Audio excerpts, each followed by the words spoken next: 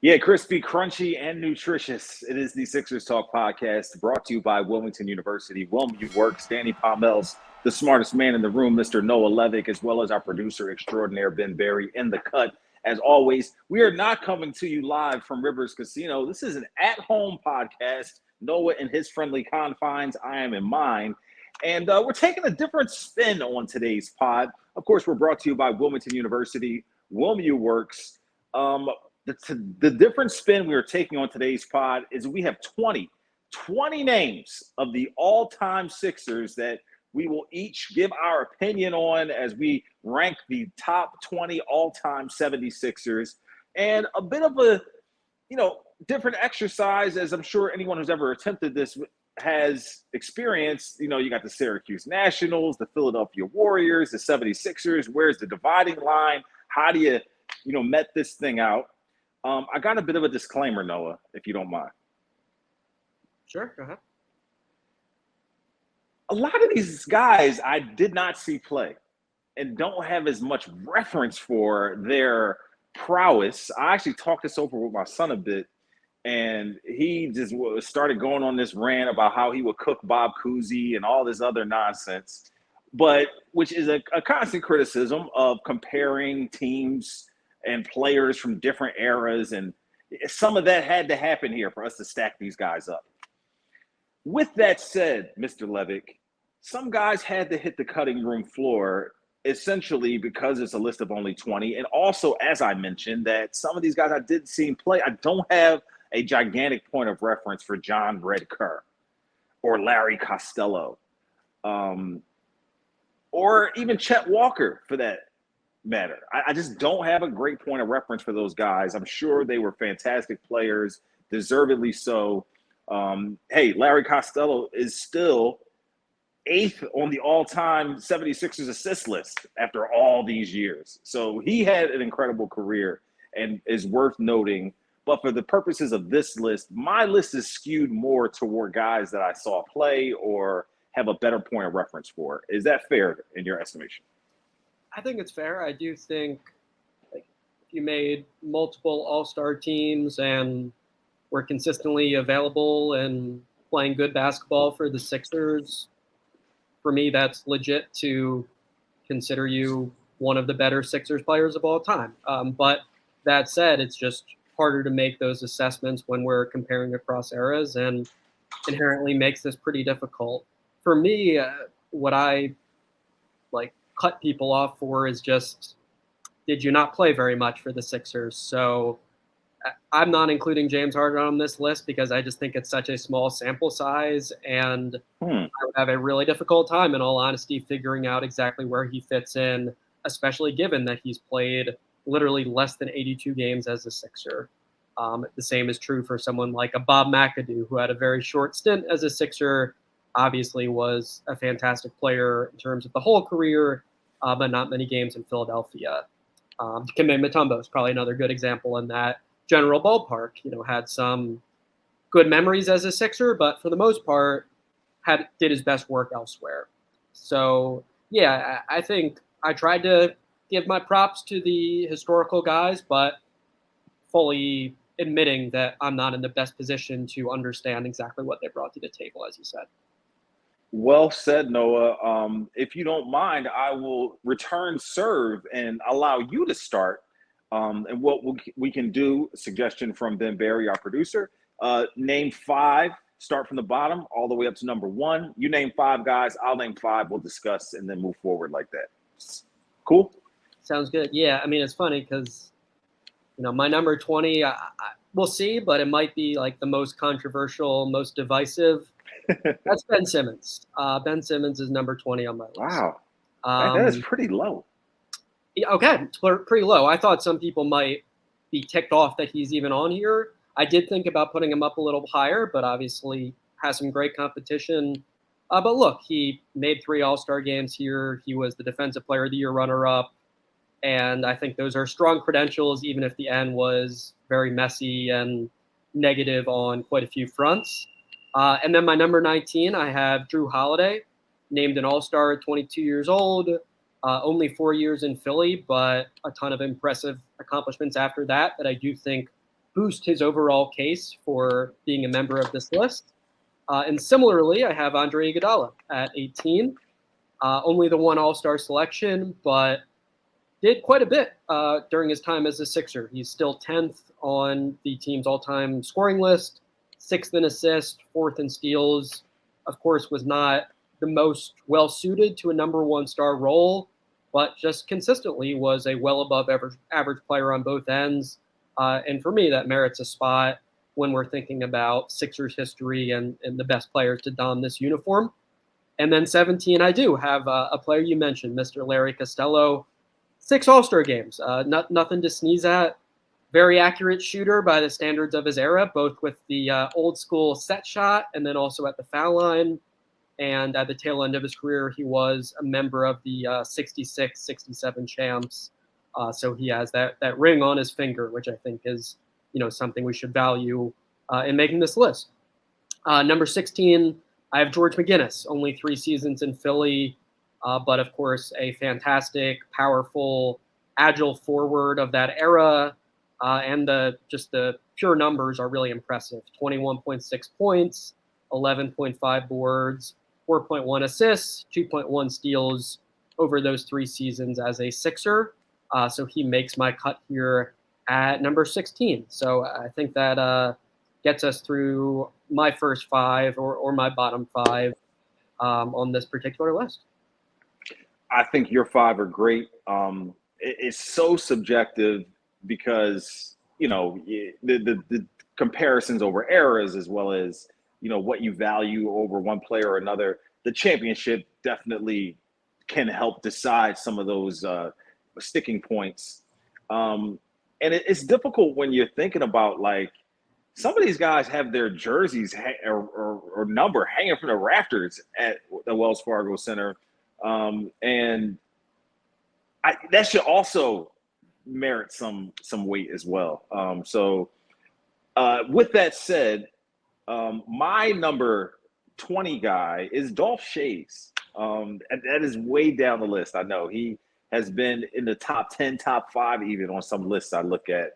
But I just don't have a fantastic point of reference for him. He also didn't play a lot of 76ers games. So most of his time was spent before the franchise became the 76ers. So, but I feel like he deserves notoriety. Someone who, like I mentioned, a guy whose number is hanging from the rafters and deserves recognition. And I don't feel like there's even really much argument whether or not he should be in the mix. I have him here at his number 4 was retired in the Hall of Fame in 1973. So this is a guy, we're in 2023. He's been in the Hall of Fame, over 40 years. So it's just worth noting as well. Steve Mix, a guy that cracked my top 20 at number 19. I have a big affinity for Steve Mix because he was the first person I heard as Mark Zumoff's broadcast partner. And I didn't find out he actually played for the team because I liked him. I thought he was a great color analyst. And I didn't find out he played for the team until later in my Sixers fandom. And I feel like once I found out that he also, played 9 seasons here and had some good years under his belt, that also boosted up his notoriety for me as far as all-time 76er. Great broadcaster. Loved his voice as well as, his time spent in the uniform. Here's where I kind of fell in love with the 2001 team, and I put Aaron McKie at number 18, 6th man of the year, as you know. Big Philly legendary athlete at Simon Gratz as well as Temple.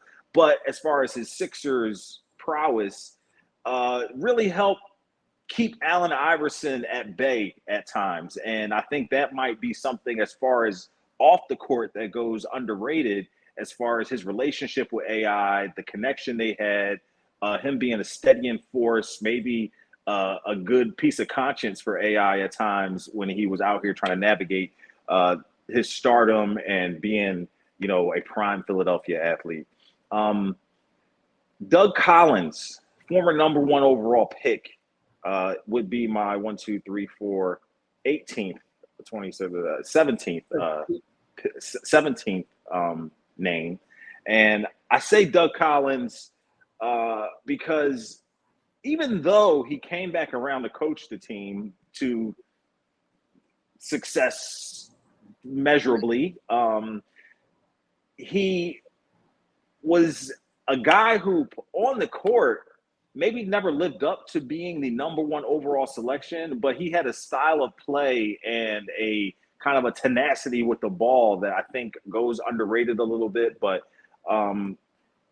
he's a four-time All-Star. I mean, I don't know if people recognize that or realize that from, him being a broadcaster, a coach, and things like that. But a four-time All-Star was Doug Collins, averaging 18 and 3 assists over his career. So, NBA, like we talked about after the last podcast, there's been about 5,000 people who have played in the NBA. This guy has had a career that many would envy, over his span. Hersey Hawkins is the next name on the list for me. Is that 5? 1, 2, 3, 4, 5? Yeah, Hersey Hawkins is the guy that I feel like also a little biased, as that era was very near and dear to my heart with Rick Mahorn and Charles Barkley and Ron Anderson and those guys. But once again, you grow up and look at these guys in a certain light, but then when you kind of dig deeper and flip the basketball card over and you kind of see the measure, the metrics and, what these guys have accomplished in their career. And Hersey was an all-star, obviously led the country in scoring while he was at Bradley, and was a sharpshooter before kind of the sharpshooters were in vogue. And one of those guys who you might pick out of the heap and wonder what kind of career he might have had if he came around, 10 or 15 years later, just because of how much of a great shooter he was. So that's my first 5 criticisms. What do you think? Yeah, so we do, I guess, not have a ton of similarity here, but some of my close cuts made the bottom of your list. So I had about 7 or 8 guys who I said, these were tough exclusions. Steve Mix was one of them. Hersey Hawkins was one of them. Aaron McKie was not. I've always been a big fan of his game and agree with you that the off-court impact was probably underrated. And hey, he did win 6th Man of the Year, which is a pretty legit accomplishment. But to me, just there are a lot of players in Sixers history who are a tier or two above him in terms of raw production, in terms of talent. It definitely contributed to winning in a big way. But yeah, for me, he's just not quite there when we're trying to do these rankings. And then Dolph Schayes and you had Doug Collins as well. They are much higher up for me. So I will get to those guys and why I actually consider them worthy of a higher spot on this list. But no doubt, Doug Collins, you go back through some of those old highlights and you see that he was a very, very high-level player. And going back through some of the numbers, too, I was impressed with how he stepped up in some big games for the Sixers. Had a 36-point Eastern Conference Finals performance and that 77 run to the NBA Finals. And clearly was a savvy, active player off the ball. And as you said, played with this constant tenacity and competitiveness that you saw little shades of on the sideline when he would, get fiery in that particular role. So, not starting off entirely on the same page, but I can respect where you're coming from initially for sure. Well, I appreciate the respect. Definitely my intent was to put a bit of a different spin on it to try to make sure that we weren't quite, step in lockstep with our lists. But do you mind firing off the next 5 on your list? Next 5, yes. So at number 15, I have Andrew Toney. Obviously, a lot of what ifs there with the injuries, but the Boston here great player after great player raves about his game and the talent level, and clearly was ultra clutch in a way that was not just legend and myth making. You look at the way he performed when the Sixers really needed him to be great, and he rose to the occasion. And, on a team with a lot of Hall of Fame level talent, he wasn't getting, a ton of shots the way he would on a 40 or 50 win squad, but he clearly filled his role at an extremely high level, was really shifty and agile, and just a fantastic talent who had a lot of potential that sadly didn't come to be because injuries ended his career, way prematurely. Number 14, I have Red Kerr. You mentioned earlier. While we have Andrew Toney on the docket, before we get to Red Kerr, do you feel like has that relationship been mended between him and the team? Is there still some angst there? Yeah, I mean, it's definitely a little murky. It's unfortunate he didn't show up to the 40th anniversary, where otherwise the attendance was excellent. As far as the relationships with the teammates, it sounds like those are really strong. Julius Ervin talked about how they live close to each other and go out golfing together and are still tight. And I know, a few years back, we had a story by Gordy Jones that was in The Athletic indicating that he was in correspondence with Harold Katz, who, previously was not on great terms with Andrew Toney. So I think it would be a stretch to say everything's patched up and great, but it seems like things are at least in a better place than they were at one stage, where Andrew Toney held some understandable resentment toward this organization, how they handled his injuries and all of that. But yeah, everyone seemed to share the same sentiment of, man, it really would have been nice for him to be here for such a momentous occasion, the 40th anniversary of this team, the last one to win a title for the Sixers. And hard to say exactly why he was not present, but the hope, of course, is the next time there's such an event that he will be there. And I'm sure if he is, we'll get a great reception. And I think a lot of Sixers fans, even to today, you hear him talked about in these glowing terms, and I think certainly everyone loves his game and the fact that he helped bring a title in 82, 83. So yeah, I mean that's my understanding of the situation. Definitely some murkiness, definitely not in a horrible place, but everyone would love to see Andrew Toney actually in person. I think one of these days pretty soon. Yeah. Sorry, I interrupted you. Yeah. No. I mean, I think that's definitely a notable guy to touch on here, and a hard one to rank because we don't want to oversell. He had all this potential that we never came to see, but I do think just the raw talent and like how good were you at basketball probably is pretty significant in ranking and figuring all this stuff out. How well you played in the big games. That's gotta be very important, I think. So hopefully 15 is sufficient in terms of respecting that with Andrew Toney. 14, Red Kerr, just like the original Iron Man center, and he won a title as a rookie with the Syracuse Nationals. 3-time All-Star. 844 consecutive games played at one point. Yeah, just pretty extraordinary. And apparently it wasn't even his decision to have that streak end. It was, the coach deciding, let's just take the pressure off you a little, end the streak. But every time he had a chance to play, he would suit up. And I think that's impressive, too, for a center in an era where the play was notoriously physical and bruising and all of that. He just went out there every night and wasn't just like a serviceable journeyman. He was an all-star level player several times. So hopefully 14, is about the right spot, for Red Kerr, who then went on to become, of course, a legendary broadcaster with a different organization, with the Chicago Bulls and those great Michael Jordan, Scottie Pippen teams.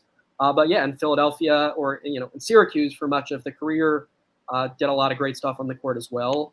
And then at number 13 is where I have Doug Collins.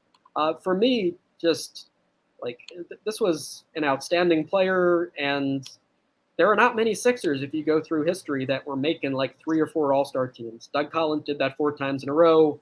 As I said, was pretty impressive in terms of the playoff production as well.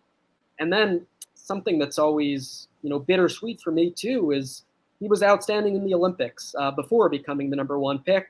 And, that story is, very unfortunate that U.S. should have won the gold medal in 72 and unfortunately did not for, very complicated reasons. But yeah, Doug Collins, I think just on his merit as a player, like solidly should be up here in Sixers history. Number 12, I got Mo Cheeks. First in team history still, with assists, with steals. Obviously a fantastic defensive player, 5 times to the all-defensive team, and just like a steady, selfless guy who made everyone around him better and was a winner. So I think Mo Cheeks absolutely worthy here. And then, number 11, we've got Chet the Jet Walker. Super cool nickname. Another really dependable guy, like very reliable in terms of his availability. Made 7 All-Star teams, made the playoffs every single season during his 13-year career, and title winner with the 66-67 Sixers. So for me, that resume, even if I did not, get to witness him personally, is pretty darn strong. And I think somewhere in the middle of our top 20 list felt about right for Chet Walker. So I have him coming in at number 11. I have several similarities with your list, some things that are different. I have no reason to object to anybody on your list. It was actually fun hearing you talk through some of the guys that you mentioned. It's very somehow cathartic, just thinking back and, the eras and the situations. But I respect your list. Here is who I had at number 15, Daryl Dawkins, Chocolate Thunder. Makes my list at 15. Another one of those guys who's obviously his personality and his impact on the game as far as the nicknames and the dunks and the breaking the backboards kind of carried over through to when my childhood began. It was kind of, he was just kind of this larger than life guy. And then after he passed and just the outpouring of love and emotion and the connection that people had to him obviously inundate some of those feelings.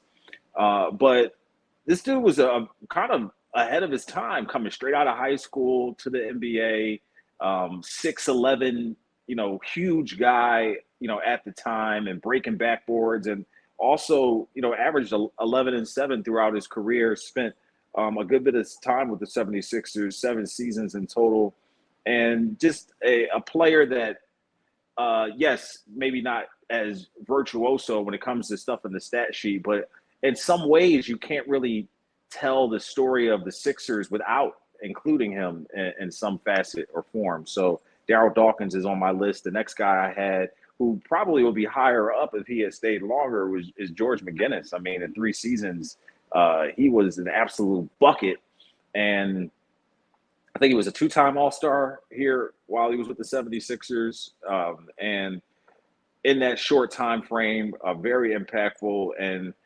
it's a shame all of the talent that came through the 76ers in that, 83 to 77 time frame, and they only had 1 championship to show for it. But McGinnis, one of those names that also shined very bright while he was here. Next on my list is Andre Iguodala. I just feel like there was a time where you almost thought that he was going to be the next it person in the NBA. Of course, there was the overlap with Allen Iverson, Andre Iguodala, and there was a little bit of that who's the real AI type of thing that kind of happened a little bit when Iguodala was kind of winning the dunk contests and things like that. And I remember some real nasty poster dunks that when Allen Iverson left, where you thought that he would take on this Batman role, but it wasn't quite his personality and his skill set. But to me, just a very impactful guy. It also paid off the whole Sixers are in the lottery and they never make the right pick thing, where he turned out to be a great draft pick. Too bad they couldn't build around them and develop the talent there. But Andrew Toney, the next name on my list, at number 12. And all the reasons you mentioned, man, I just repeatedly, hear my dad telling those stories of the Boston Strangler and all that, and just realizing how sharp of a shooter he was, and another one of those players that had he come along in a different era, maybe the impact might have been a lot more heavy. And Andrew Toney on my list. And I got a Hall of Famer at number 11, and that's Bobby Jones. And listen, it's going to get tough here. You get into the top 10. There's so many other guys that could or may not. I mean, I left 3 Hall of Famers off of my list: Chet Walker, John Kerr, and Larry Costello. So, listen, it's going to get difficult here. But Bobby Jones, virtuoso guy, and some sneaky highlights out there that you may or may not know about of him. One where he posterized Larry Bird. I don't know if everyone out there is aware of that, but just a really great athlete as well as a great teammate. I think is what a lot of people would say about Bobby's contribution. But before we get to the top 10, let's take a time out and pay some bills here. And of course, we're brought to you by Wilmington University. Wilmington University and students are in the game, upskill in fields like cybersecurity, fintech, healthcare, and education, in person or online. Get in the game at Wilmington University. Find us at wilmu.edu. And our Rivers Casino read is that it's time to rush to new rewards at Rivers Casino. There's a whole new way for you to earn, redeem, and level up your rewards. Get your new Rush Rewards card and get more out of your game at Rivers Casino Philadelphia. Gambling problem? Call 1-800-GAMBLER. Back here on the Sixers Talk podcast, Danny Pommells, Noah Levick, Danny Pommells, Ben Barry pushing the buttons and making things happen. We have reached the top 10. It is time for Noah to bless us with 6 through 10 on his list, starting with number 10. Who do you got coming in as the top 10 Sixer of all time? I got Bobby Jones. So he was your number 11. He's my number 10. So we're closely aligned on that. The Secretary of Defense and the winner of the first ever Sixth Man of the Year award. I think you nailed it. Just a fantastically great teammate, beloved in the locker room, and profoundly self-aware. Just hearing him talk last year when the 40th anniversary happened for that 82-83 team, and he said, look, I wasn't a good three-point shooter. I put up 17 threes in my career, didn't make any of them. They were all probably end-of-half heaves. But I understood my role offensively was to hit those little elbow jumpers, to offensive rebounds, do the little things. And my primary role on the team was to be a strong defender who guarded, great players on the other squad, and just to do whatever I could to contribute to winning. So I think he's got him in the Hall of Fame. Amazing. Yeah, he's, one of the best role players of all time, I think, arguably. I don't even think it's a hard argument. And just a funny story that stands out to me for Bobby Jones is he apparently told the Sixers to respect the officials and understand where they're coming from. And he told this story of in his playing days, one of the officials asked him, there was a borderline call, whether he tipped the ball, and he answered honestly. He said yes. And Billy Cunningham, who we're going to get to shortly, who was coaching the Sixers at the time, said, what are you doing? He started stamping his feet. He said, let the ref do his job. But then Bobby Jones said, in the big picture, there's so many 50-50 calls over my career, and I'm very confident that I got them much more than the average player because I tried to conduct myself with integrity and with respect for the officials. And he credited that for, helping him have a better career in the end. So I thought that was fun perspective. And also I think a wise way to look at things from Bobby Jones, who, just was an outstanding defensive player year after year on the all defensive team. And then, as you said, had some of that sneaky athleticism and valuable contributions offensively for the title winning Sixers. So I think he definitely deserves the spotlight here. And for me, he did feel like he should crack the top 10, on my list. So next up, I do have Billy Cunningham. Won a title as a player, as a coach, and really fun to watch highlights. Athletic lefty, high leaper, creative, finishing. And this was a 20-10 guy for the Sixers. 20.8 points, 10.1 boards, 4.0 assists over his tenure in Philly. And I think certainly the success as a coach, we're not technically counting it, but yeah, it does enhance the legacy a little bit. For me, at least, when I'm trying to figure out where Billy Cunningham should fall. Number 8, I've got Hal Greer, just super reliable, just like Dolph Schayes and Red Kerr and other Ironman sort of players. Big time mid-range shooter who actually took jumpers at the foul line, which was fascinating to look at some of those old clips and made those at over 80%. 10-time All-Star, and he's still the franchise leader in a bunch of categories, including points and games played. So I think anything below 8 would feel, I think, disrespectful to Hal Greer. And again, I'm hoping that, I'm doing my best to take everything into account and respect the history a little bit. And I have Hal Greer at number 8. And then number 7, Dolph Schayes, who we've already touched on a bit. And number 6, maybe we're going to get into controversial territory here, but I do have Joel Embiid at number 6, if you would like to discuss. But for me, Joel Embiid, he's one of 5 Sixers to ever win MVP in this uniform. The guy averaged 33 points a game last season and did it extraordinarily efficiently. He's a borderline elite defensive player. I totally understand he hasn't been healthy a ton in terms of just raw games played. He hasn't had the desired playoff success, but man, he's quite easily one of the most talented players to wear this uniform. And I think also the accomplishments are starting to pile up. He's made 6 All-Star games at this point. He's won the MVP award. And I think he's building his case to, when all is said and done, be a top 5, maybe even top 3 guy when we're considering Sixers history.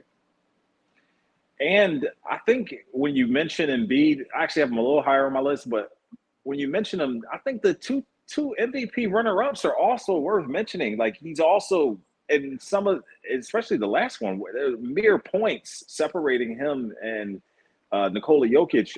I just feel like, that also contributes to his ranking, because you were considered one of the final 2 in an era where big men are accentuated, considered one of the final 2 best players in the league based on the voting. So I don't begrudge you at all for having Embiid that high, but some overlap between the 2 of us. I had Cheeks and Bobby Jones right there at 10 and 11. I mean, Mo Cheeks, you have to remember, also came back and coached with the 76ers. I can't help but continue to remember that Matt Barnes story, if you recall, about him having beef with Mo Cheeks because Mo Cheeks talked about his jump shot so relentlessly and how bad it was and how he would never make threes. So that always comes up for me as some of the later Mo Cheeks stuff. But I have him at number 10. And also worth mentioning, he got, really done dirty in some ways by the way he was traded out of Philly. Found out, from the reporters interviewing him, I think he was outside of his house or getting in his car or whatever it was. So it's just a tough way for him to go out, particularly with that indelible memory of him, dunking that last shot against the Lakers when they finally broke through and won the title in '83, and a sweep at that. So Mo Cheeks definitely there. Right there above Mo Cheeks is where a little bit of the controversy begins for me, because I have Ben Simmons in right there above Mo Cheeks. Listen, man, the hype was really extreme when Ben Simmons was drafted by the 76ers, the expectations. They had tried that big guard thing with Michael Carter-Williams. It didn't quite work out. And here comes Simmons with all the fanfare and expectations. And everyone can say or give their opinion on how they feel now. But there had to be a point where Ben Simmons kind of swept you off your feet, because there were flashes and times where, he was just so captivating to watch, and just, getting the ball off the glass and running the floor. And the jump shot thing kind of became like a running joke, but it was a running joke just because it was an area to criticize him in where the only place he was really weak. You know what I mean? He was so good in so many other ways. And, you mentioned the 3-time All-Star appearances, the all defensive teams. This is a guy that at his apex was a player that you would argue against anybody else that you would put against him from his position. He was a player that gave Sixers fans pride at a certain point. I don't think that needs to be lost when we discuss him. But above Ben, I have Billy Cunningham. Did it as a coach, did it as a player. You mentioned the jumping skills. Like, they call him the Kangaroo Kid, and you earn your nickname for a reason, So I enjoy, in my head, seeing that hair and those glasses and the suit, the 70s vibe that he had, even though it was in the 80s. But Billy Cunningham, well-deserved all-time Sixer for points you mentioned. Hal Greer would be my next one. And I don't really think that's, a bad place to put him. I could see him being higher on the list. But Hal Greer is the guy I have there. And then at number 6, he wasn't here for a long time, although he was very impactful. But I have the Dipper, the Big Dipper, Wilt Chamberlain, at number 6. I wish he had more time in a Sixers uniform. It's, being a Philly icon, it feels a little surreal having him this low, but I feel like it's a fair place to put him considering all the Hall of Famers that are to come after him and are below him. So, yeah, I mean, with Simmons, I definitely feel better that my inclusion of him was not, this seen as this incredibly ridiculous opinion. I don't think it's ridiculous, man. Yeah, you're much higher, and maybe I'm higher than he should be. Yeah, obviously, my opinion is that I do think you're a bit too high. Like, even if we're just doing the direct Mo Cheeks comparison, different sort of player, but Mo Cheeks has more all-defensive teams on that resume, and just the sheer length of the career, I think, has to weigh in here some point. Yes, Ben Simmons at the quote-unquote peak, as it seems now, was indeed special and spectacular in the open floor at times. But Mo Cheeks, I think, the year after year, really solid production, contributing to teams that were winning like 60-plus games and won an NBA title, to me, that has to outweigh what Ben Simmons contributed in Philly. So I do think it's too high, but I at least agree with you that he did enough here that we should consider him an important part of Sixers history. Obviously, there's some good and some bad to that, but it wasn't just Joel Embiid on those ascending Sixers teams that everyone was so excited about and, thought could win titles. Ben Simmons was a fantastic number 2 for a time. And yeah, he was one of the best defensive players in the world. And he was tremendous as a facilitator and as a transition playmaker. I believe he still leads the Sixers in assists per game. So yeah, all of these accomplishments to me deserve to be noted. I just think I can't get there with him being a top 10 guy, but I understand that he was very, very good when he was in Philadelphia for the most part. And let's, at least tip our cap in that regard is where I fall with Ben Simmons. And we will get, for me, Wilt Chamberlain is going to be quite a bit higher. So we'll get there. But I think otherwise we were in the same ballpark with our 10-6 guys. How about this? If you were, all these players are at their apex and you're picking start 5, like you're going to play 5-on-5, and Ben Simmons and Mo Cheeks are there, both players at their apex, and are you picking Mo Cheeks over Ben Simmons in that type of situation? I mean, it's like if we're talking about, playoff basketball, the classic, Ben Simmons flaw, I think probably not. I mean, Mo Cheeks, I know he's going to be an excellent decision maker. He's going to knock down free throws. He's going to be battle tested. He's going to know how to I like play. how you put that playoff spin on my question. That's not quite what I was asking, but I think that's probably though. where I would naturally go, even if we weren't talking about Ben Simmons, just the notion of, okay, how does your talent apply in terms of can you help the team win titles? And it just so happens that Ben Simmons looks weaker when you view it from that perspective. So for me, Mo Cheeks, I know I can count on him for a lot of positive things. And though I have a ton of respect for Ben Simmons' talent and agree with you that he would pop if we were staring at all these guys in a pickup game, I probably would end up picking Mo Cheeks in that hypothetical. I think I would pick Mo Cheeks. I mean, I do think, top 10 for Ben Simmons is too high for me, but I understand appreciating his talents and recognizing that they were really immense. They led to him being the number one pick, and the fact that he is so talented is why there's so much anger and disappointment in large part when we reflect on how things panned out for him in Philly. What do you have for your top 5, sir? Top 5 time. Okay, so number 5, I imagine he's going to be higher on your list, just gut feel, but I've got Allen Iverson at 5. Okay. Of course, the production and the cultural impact, all of that stuff is fantastic.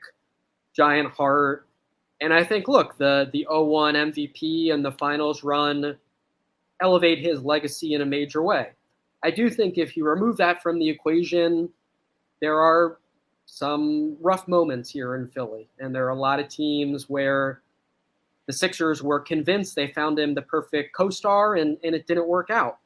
I think ultimately it was the team without a true number 2 necessarily that made it to the NBA Finals. And I think that was the perfect supporting cast for Allen Iverson, where there were a bunch of guys who didn't need the ball to help you win games, were defensive minded, were strong rebounders, and were totally okay with him putting up a bunch of shots and being the face of the team. So, for me, Allen Iverson, I'm not going to say much negatively about him. Of course, he's not as efficient as someone like a Charles Barkley, and he didn't end up winning an NBA title. Outside of that, I'm not going to nitpick his career. I think he is an essential part of who the Sixers are and had this great impact on future generations. But, it's a ranking, and the guys I'm about to name, I do think ultimately we're better Sixers than him, often by pretty small margins. Do you think the team failed him? Yeah, for sure. I mean, I think Billy King or the organization is what I'm trying to say. Do you think the organization failed him? There were various moves made that were major head scratchers. Remember a while back, just looking at Sixers free agency, the best signings, the worst signings, and I think quite a few of the worst just so happened to come during the Allen Iverson era, where Kenny Thomas or someone like that was just getting way more money than their talents actually merited, and just the team building often wasn't super logical. But that 0-1 team, in retrospect, though you can say, Eric Snow, nothing special, or George Lynch, just a good role player. All those guys as a collection, I think, put a fantastic season together. And I do think the fact that Allen Iverson was able to, hoist an Eastern Conference title trophy, was able to win the MVP, it really cements that he is one of the greatest guards to ever play the sport and one of the best Sixers of all time. But I just couldn't get there with ranking him above some of the other guys on this list. So I do have Barkley at number 4. Okay. Yeah, not a ton of playoff success with him in Philly. But he's my number 4 also, coincidentally. Okay. There we go. Yeah, I mean, I just think an incredible mix of skill and effort. I think he's often stereotyped as this guy who was undersized and strapped for rebounds, but you look, especially by later stages of his career, he didn't have anything missing from his game. He was so polished in the post. He could attack, with a head of steam in the open floor. He knew how to handle double teams as a passer. He just didn't really have any notable weaknesses. Yeah, basketball IQ a little underrated. Yeah, I think so. And I think just understanding how to get the most out of his physical gifts, pretty exceptional in that regard. So, yeah, Charles Barkley, too, unfortunately for the Sixers, he wins the MVP. As soon as he leaves Philly, he, wins the Western Conference title with the Phoenix Suns. And I was just looking back at that playoff series, and he has a 43-point triple-double in Game 5 of the Western Conference Finals. He has a 44-24 performance in Game 7. This is all-time great stuff. This is not all-time Sixer stuff, in my opinion. And I think Allen Iverson over Charles Barkley didn't feel right to me. I understand Allen Iverson had some amazing playoff performances, but you look at Charles Barkley, he's the Sixers' all-time leader in true shooting percentage. So yes, I don't want to overstate, you have to be the most efficient player in the world to be an excellent basketball player. But Charles Barkley was a high-usage guy who was one of the NBA's best rebounders, who also scored really efficiently, who didn't have any, just the sheer number of positives when I look at trying to assess who Charles Barkley was as a player, I do end up putting him out over Allen Iverson, who I think at least did have more notable weaknesses if we're doing the comparison game between those two guys. I think that the Barkley thing you mentioned about the playoff numbers, it underlines a weakness of some of the stars that we have now who you don't see the numbers go up as much in the postseason as you've seen some of the stars of days gone by where, the rebounding, the points per game, the assists, for the postseason would be numbers higher than their regular season averages. And I remember, a ton of games where Barkley, brought that extra intensity like that and the leadership as well, which I think goes to that basketball IQ question because not only, was he holding court here in Philly, but, the Phoenix Suns trade for him, he goes there and becomes an even better version of whatever he already was. So I think you made some great points about that. I will get to the Iverson-Barkley debate when it's my turn a little more, but please continue. Yeah. So next up for me, I got Moses Malone, number 3. Nice. Yeah, his first stint as a Sixer, the raw numbers are fantastic. 24-ish points, 13 boards, 1.5 blocks. And the bottom line is he came here as the guy everyone believed would get the team over the hump, and he delivered. And he came darn close to delivering, on the famous faux promise as well. Pretty ridiculous to guarantee that your team is going to sweep through the postseason, and especially when it's a team that keeps falling short of playoff expectations, at least prior to you joining them, and they very nearly do that. So I think Moses Malone's physical dominance and the fact that he checked the box that he said he would, that makes him a top 3 guy in Sixers history in my book. I do think it's arguably pretty close between him and Charles Barkley, but as I said, Charles Barkley's high point of his career, that 93 season with the Suns, doesn't come in Philadelphia, whereas Moses Malone, not only the individual greatness, but the team success, he was, on point with both of those in Philadelphia. Wins his 3rd MVP award that 83 season, and was a legendary player for this team. So I've got him at number 3 on my list. Number 2, I have Julius Erving. Definitely a really great case for him to be number 1, I think, for a ton of reasons. I think personally, just watching some of those old games back, like the 83 finals games, his defensive talents were perhaps a little overlooked or are today, just like chews up ground so smoothly and has otherworldly anticipation at times. And not only was that graceful and cool to watch, but it translated production-wise as well. Like he's currently first in team history in blocks and third in steals, many years after his career ended. So we all know about the dunking and the fact that he's one of the best to ever do that. But I think defensively also shouldn't be overlooked with Julius Erving. This was a player who was extremely positive on both ends of the court. And, once Moses Malone came on board, was able to help the Sixers win that title in '83. So I have Moses at 3, Julius at 2. And yeah, maybe it's a good spot to pause. Yeah. All right. And who's number 1? Who's number 1? So Will Chamberlain is number 1. The Dipper. Yes. Look, I mean, I think you made 4 seasons though, Noah. Just 4 seasons. Just the 4 seasons. I'm not gonna lean on it too much, but you have mentioned it with other guys. He was a Philadelphia native, right? He played for the Philadelphia Warriors, even if that's not the same franchise. As a Philadelphia Warrior, he averaged 50 points in a game. But yeah, I just think the lasting level of his dominance, to me, is ridiculous. It's really hard to believe that he accomplished all of these things. So I think like the main takeaway for me with Will Chamberlain is, he was grabbing, 24 rebounds a game as a Sixer. By that point, he was only averaging 28 points.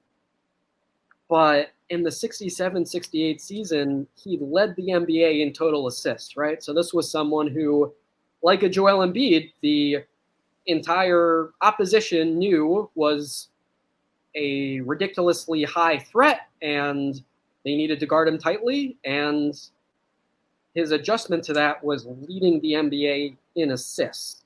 So I think, yes, we're focusing most on career as a Sixer, and I agree. Like, it's more of a no-brainer if he played 7 seasons at that level as opposed to 4. I think Erving, I would not have any problem with him being number 1 on someone's list. But I think Will Chamberlain, those 4 years in Philadelphia, included an NBA title, included the just historically great production that he's known for, and all of the other years were some of the best in NBA history, right? So for me, he does land at number 1, but it was a tough choice for sure. I think Julius Erving is an excellent contender and obviously did it in a Sixers uniform for longer. No, Will averaged 27.6 and 23.9 rebounds and 6.8 assists per game in the Sixers uniform. It's hard to quantify that when it comes to the other athletes. And probably blocked 8 shots per game. Probably. Who knows? Yeah, right. And 3 straight MVPs during that time. I think that what I ended up having was a debate. And I had an internal dialogue going on because I had Will at 6, and then there was a battle between Embiid and Moses for those spots to come, as I'm going up the list, going from the bottom to the top. So I decided the longevity meant something as why I had Will at 6 and Moses and Embiid above him at 4 and 5. And I had Embiid at 5 and Moses at 4 and Barkley at 3 because Moses has the championship. He helped get them over the hump. He also was, if you know Charles Barkley's story, a key motivator in Barkley being able to get playing time because he told him he was a fat ass and that he needed to get in shape. So you could say, based on Charles Barkley's own words, that he wouldn't be the level of player that he is without the motivation that he got from the tell it like it is Moses Malone. And we all need somebody like that in our lives who can step up and tell us what we need to hear, So I think that the interconnectivity there meant something to me. I consider Wilt more of a standalone, like an outlier, like a hired mercenary type of thing. Any team he's on, he's going to be impactful. He's going to command the locker room. He just is a virtuoso force. Where Moses, I think, he impacted what the Sixers franchise needed in a way and at a time that helped validate so much about the organization and the players at the time that he was able to provide it. So it's kind of just like a moment in time that it just happened because that just was the way it was meant to be, So I gave Moses number 4. Barkley is my number 3. And Embiid, the book is still yet to be written. I mean, obviously, he's the only active player on this list, which speaks volumes to, I'm saying in this top 5, top 10 list, that speaks volumes to, what he's accomplished in this short period of time and what he can still accomplish as a member of the 76ers. Just when you think about the origin story and the injuries and, all that's happened until this point, the fact that he is writing a story that could be the best that we have ever seen is worth mentioning. And then I have Iverson and Irving. I mean, Julius Irving is the 76ers to me. I mean, I was going to wear the number 6 jersey and do it that way. But I felt like that would give everything away. But and I think he gets the edge over Allen Iverson because he has the championship. And I think that makes a difference. He, was the face of two sports organizations, the ABA and the NBA. He was the face of the merger. He was the one that, drew people to the playgrounds. He had all the class and the, reverence that a star, he set the tone in so many ways. And still, if you bump into him nowadays, you still glean some of that, air off of him. So I think he's the greatest Sixer of all time. I mean, if you want to say it's Wilt Chamberlain, okay, I'm not going to begrudge you that at all. But I think Julius Irving is the greatest Sixer of all time. But what do you think? All you people out there, get in the comments. Let us know what you think. I think that Noah's approach is so spot on and very cerebral, and I really love hearing you get into the minutia and the nuances of it. And it definitely makes me reconsider some of the choices I've made, although I definitely took the approach of trying to, swirl things around a little bit to kind of change the dialogue. But excellent job on your part, Noah. Always appreciate your deep thought and insight. And that does it for the Sixers Talk podcast. Final words, Noah. Thoughts on the lists? What do you think? Yeah, I mean, I'd be curious to hear a few more of your close cut guys. Okay. I have a few I wanted to give a little shout out to there. So sure. Dikembe Mutombo, I think, we're trying that possible balance of weighing entire career versus time as Sixer. Thought he was really close, and I've already covered a few that made the kind of 20 to 16 range on your list. I had Luke Jackson in there, a solid member of that 66-67 team, and I had Chris Webber as well. Of course, the Sixers were really disappointing, but Hall of Fame player, right? And did have okay production as a Sixer, just very disappointing production in terms of the Sixers winning playoff games and Allen Iverson getting that ideal co-star, but he was in the mix for me. He was at least under consideration. And then I wanted to give a little Tobias Harris shout out. You compare him to Hersey Hawkins. I think it's not too hard to say maybe Tobias Harris, would be worthy of a higher spot. Of course, he is not a number 1 star. He hasn't been a number 2 star here. But one season, he was all-star-ish kind of player, didn't make the cut. And I think the contract is a source of ire for many folks. But, he's a well-rounded player who is above average at almost anything and is climbing up a lot of these all-time lists as well. Like you look at, made threes. By the end of this next season, he might be, I'd have to double check, like a top 4, top 3 guy in Sixers history. He's been dependable in terms of the durability factor. He's been pretty good defensively the last couple of years. So not saying all this to argue that Tobias Harris is a great Sixer and that he has this incredible legacy here, but in terms of the players that have worn this uniform, he's probably one of the best 30, maybe the best 25, in my opinion. So little final take there. But, like you said, I enjoyed our different approaches to the rankings. I don't think one is inherently better than the other. And I think in the end, I feel pretty good that we hit on the guys that we should. And hopefully, gave some props to the notable folks that have been especially great with the Sixers. I actually do think your list is better than mine, but some of the guys that I had trouble getting around, Bob McAdoo was a guy that you mentioned that I wanted to include somewhere, but he just didn't make it. But the one guy I kept tiptoeing around and trying to justify and ended up leaving him off was Fred Carter.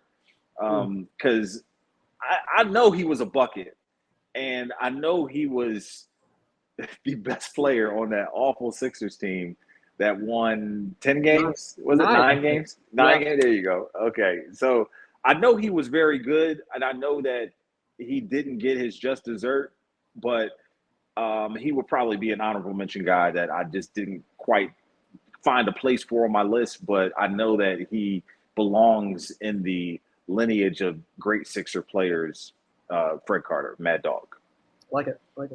Yeah. All right. Noah, appreciate your expertise as always. The listeners do as well, I am sure. Be sure to check out Noah Levick's work on NBCSportsPhiladelphia.com and follow him at Noah Levick on all social media platforms. Don't follow Ben Berry, though, because I just wouldn't waste my time, folks. So I'm Danny Pommells. Thanks for listening to the Sixers Talk podcast brought to you by Wilmington University. Wilmington Works. We'll see you next time.